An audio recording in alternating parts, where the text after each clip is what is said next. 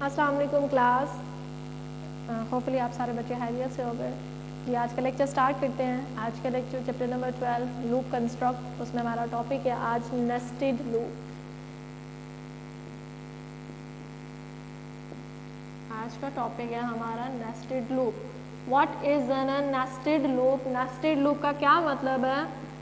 A loop within a loop.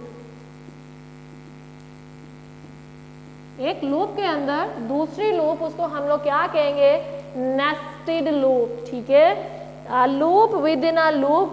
इसमें हमारे पास आएगी एक आउटर लूप होगी और एक हमारे पास इनर लूप होगी। ठीक है, अब आउटर लूप क्या करेगी और इनर, फॉर एग्जांपल भाई मैं ना फॉर लूप चलवाना चाह रही हूँ। ठीक है, मेरे पास एक फॉर में क्या होता है? Initialization, semicolon, condition and increment और डिक्रीमेंट। इसकी स्टेट में बॉडी के अंदर अगेन मैं फॉर लूप चलवा दूँ। For initialization, condition and increment और डिक्रीमेंट, देन इसकी बॉडी एंड इसके बाद ये मेरी इस लूप की बॉडी। तो ये आपके पास ये वाली लूप कौन सी होगी? Outer loop. और ये वाली लूप आपके पास कौन सी होगी? Inner loop. ये वाली नहीं, ये आपके पास क्या होगी? Inner loop. ये एक लूप के अंदर दूसरी लूप, उसको हम लोग क्या कहते हैं? Nested loop. जरूरी नहीं कि ये फॉर के अंदर ही आए भाई। फॉर के अंदर डू वाइल लूप के अंदर मजीद एक और लूप चलवा देना, वो कौन सी होगी? Nested loop. अब इधर मैंने फॉर यूज की है, तो इनर लूप जरूरी नहीं कि फॉर ही हो। इनर लूप मेरे पास वाइल लूप भी हो सकती है, डू वाइल भी हो सकती है। इसी तरह आउटर भी कोई और हो सकती है, इनर कोई और हो सकती है। जरूरी नहीं कि जो मैं आउटर लूप के लिए लूप इस्तेमाल कर रही हूँ इनर के लिए भी वही हो। ये डिपेंड करता है हमारी सिचुएशन पे। मे भी सम टाइम प्रोग्राम की डिमांड हो कि इनर लूप मेरी वाइल लूप हो और आउटर लूप मेरी फॉर लूप हो। ठीक है, तो ये डिपेंड करता है। मेन कॉन्सेप्ट जो नेस्टेड लूप का कॉन्सेप्ट है वो हमारे पास ये है कि अ loop within a loop, एक लूप के अंदर दूसरी लूप, उसको हम लोग क्या कहते हैं? Nested loop. जो अंदर वाली लूप होती है उसको कहा जाता है इनर लूप और जो बाहर वाली होती है वो आउटर लूप। अब क्या है भाई, इनर पे मैंने एक दफ़ा वैल्यू स्टार्ट करवाई, वो इनर में आई। इनर में ना आइट्रेशन 3 दफ़ा होनी थी, तो ये 3 दफ़ा आइट्रेशन करवाने के बाद आउटर में जाएगा। ठीक है, फॉर से हम लोग आउटर लूप से जब इनर लूप में आएंगे, इनर की आइट्रेशन जितनी दफ़ा भी होगी वो उतनी दफ़ा कंप्लीट करेगा, देन वो बाहर आउटर लूप की तरफ जाएगा। तो इनर की एग्जीक्यूशन जो होती है वो पहले होती है। ठीक है, कि इनर के अंदर जितने टाइम्स भी लूप ने रिपीट होना है, जितने टाइम भी एग्जीक्यूट होना है, तो इनर की एग्जीक्यूशन कंप्लीट होने के बाद कंट्रोल किसके पास जाता है? अगेन आउटर लूप के पास जाता है और जहाँ पे जाके प्रोग्राम फिर एग्जीक्यूट होता है। तो ये तो कॉन्सेप्ट था कि नेस्टेड लूप हमारे पास क्या करती है? A loop within a loop is known as an nested loop. The outer loop, this is called the outer loop and this is called the inner loop. ठीक है, एक loop के अंदर जो दूसरी लूप होगी, जो बाहर वाली लूप होगी, उसको हम लोग आउटर लूप कहेंगे और जो अंदर वाली लूप होगी उसको हम लोग इनर लूप कहेंगे। अब इस कॉन्सेप्ट को समझाने के लिए एक प्रोग्राम देखते हैं कि नेस्टेड लूप वर्क किस तरह करती है। तो उसके लिए जो कोड है उसको हम लोग देखते हैं।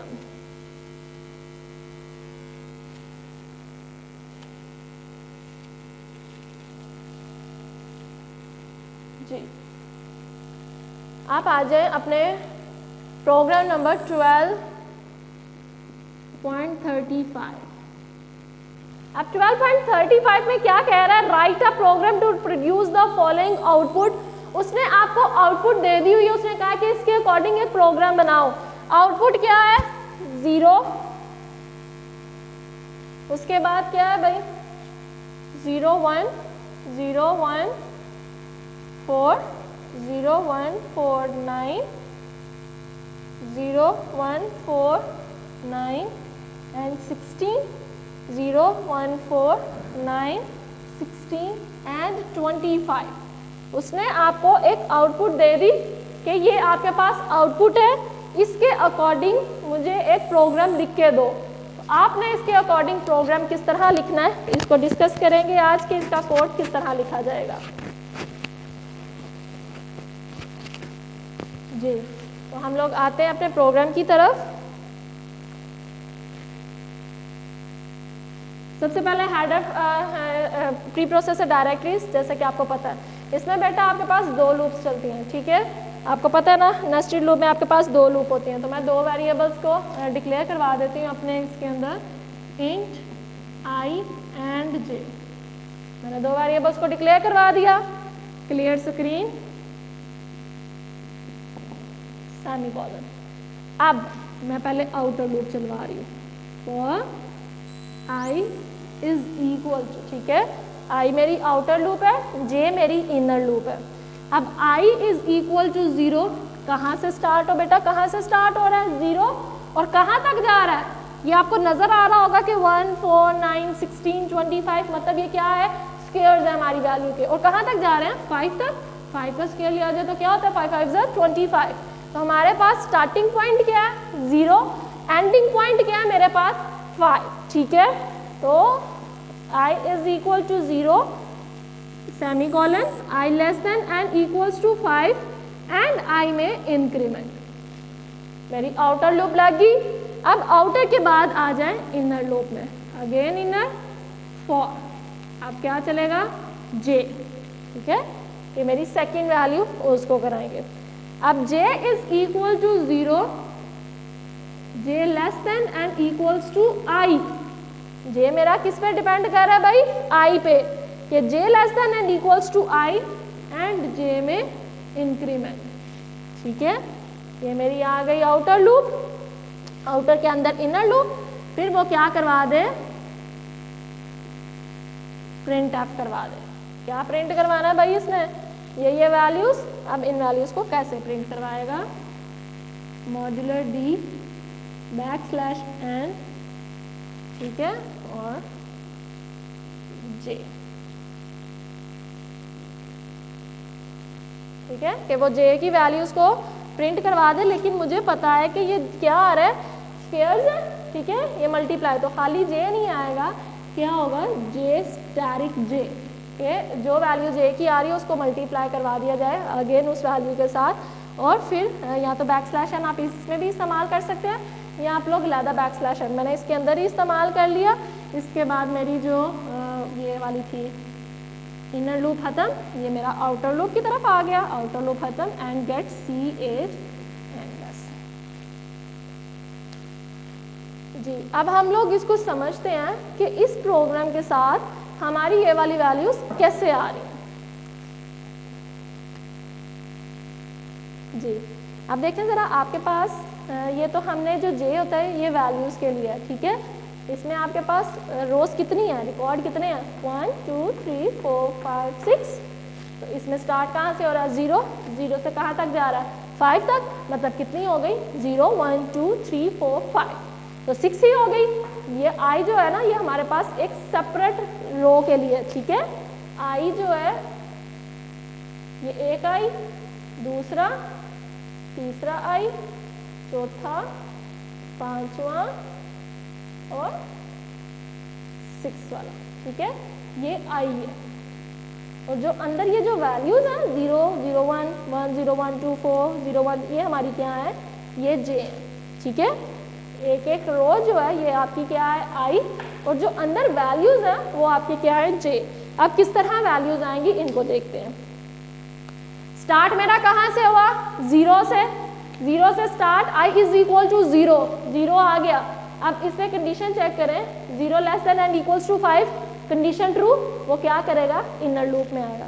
अब इनर लूप में आया, for j is equal to 0, j less than and equals to i। अब j की वैल्यू 0 है, i की वैल्यू क्या है 0, तो वो क्या करेगा इसको प्रिंट करवा देगा। प्रिंट में क्या आएगा 0, 0 को 0 से मल्टीप्लाई किया जाए तो क्या आपके पास आता है 0, ये आपका आउटपुट, ठीक है। तो आपके पास एक 0 आ गया। उसके बाद भाई यहाँ से कंट्रोल अगेन ये वाली इनर के पास ही गया। अब 0 में इंक्रीमेंट लगा, क्या हो गया 1, 1 पे कंडीशन चेक की, 1 पे कंडीशन क्या हो गई फॉल्स हो गई, ये क्या गया अगेन कंट्रोल आउटर लूप की तरफ चला गया। अब आउटर की तरफ आया, अब आउटर में इस तरफ नहीं, ठीक है, ये आउटर में यहाँ पे आ गया।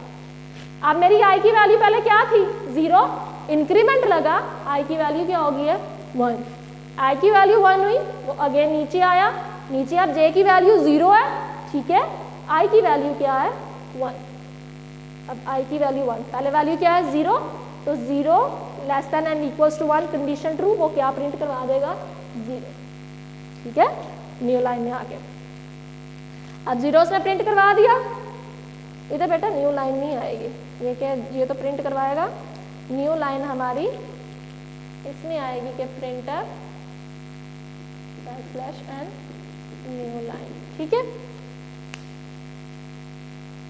अभी 0 वाला उसने प्रिंट करवाया, 0 वाला प्रिंट करवाने के बाद अगेन इसकी तरफ इनर की तरफ आया, वैल्यू मेरी क्या थी 0, 0 में इंक्रीमेंट लाके क्या हो गया 1, 1 पे आके इसने कंडीशन चेक की कि 1 is equal to 1 condition true, again नीचे आया, अब वैल्यू क्या है तो 1 स्टैटिक 1 क्या होगा 1, तो आपका साथ में उसने प्रिंट करवा दिया 1, उसके बाद अगेन इस पे आया, अब 1 में इंक्रीमेंट लगा, क्या हो गया आपके पास 2, 2 पे आके इसने कंडीशन चेक की तो कंडीशन क्या हो गई false, 2 is not equal to 1 और लेस देन 1, ठीक है, तो कंट्रोल कहाँ पे चला गया, कंट्रोल मेरा आउटर लूप की तरफ चला गया, आउटर लूप में आया, आउटर लूप में आके अब आई में इंक्रीमेंट, आई की वैल्यू पहले क्या थी 1, अब आई की वैल्यू मेरे पास क्या होगी 2, अब 2 पे आ गया, 2 पे मेरी कंडीशन ट्रू, वो नीचे आया, नीचे जे कहाँ से स्टार्ट हो रहा है 0 से, आई की वैल्यू अब क्या है 2, ठीक है, तो पहले 0 पे कंडीशन चेक की, कंडीशन ट्रू,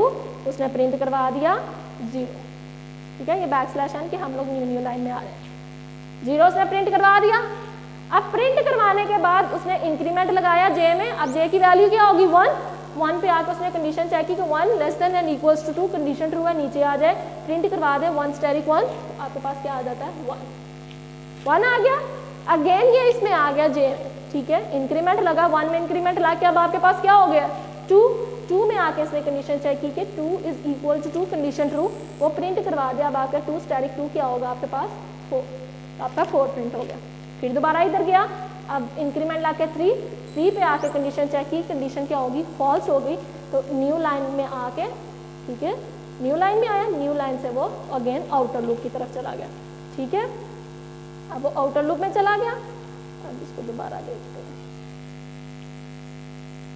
जी, अब आउटर में इसकी वैल्यू क्या थी 2, इंक्रीमेंट लाके वैल्यू क्या होगी 3 पे आके इसने कंडीशन चेक की कि 3 less than and equals to 5 condition true, inner में आ जाओ, इनर में जे की वैल्यू क्या है 0, जे स्टार्ट कहाँ से हो रहा है, आई की वैल्यू क्या है अब 3, पहले 0 के अगेंस्ट उसने चेक किया, 0 पे कंडीशन ट्रू, नीचे आया उसने प्रिंट करवा दिया 0, फिर ऊपर गया, जे में इंक्रीमेंट लगा, जे की वैल्यू 1, जे की वैल्यू अब क्या है 1, तो 1 पे कंडीशन चेक की, कंडीशन ट्रू, उसने अगेन प्रिंट करवा दिया 1 स्टैटिक 1, फिर ऊपर गया, जे में इंक्रीमेंट 2 पे आके उसने कंडीशन चेक की कि कंडीशन तो ट्रू है, फिर नीचे गया उसने प्रिंट करवा दिया 2 स्टैटिक 2, आपके पास आ गया 4, फिर ऊपर गया, अब जे में इंक्रीमेंट लाके 3 पे आके कंडीशन फिर ठीक है, कंडीशन ट्रू, उसने नीचे आया और 3 स्टैटिक 3 प्रिंट करवा दिया 9, ऊपर गया 4 पे जाके कंडीशन फॉल्स, उसने प्रिंट करवा दी बैकस्लैश एंड न्यू लाइन आ गई, ठीक है, उसके बाद कंट्रोल कहाँ गया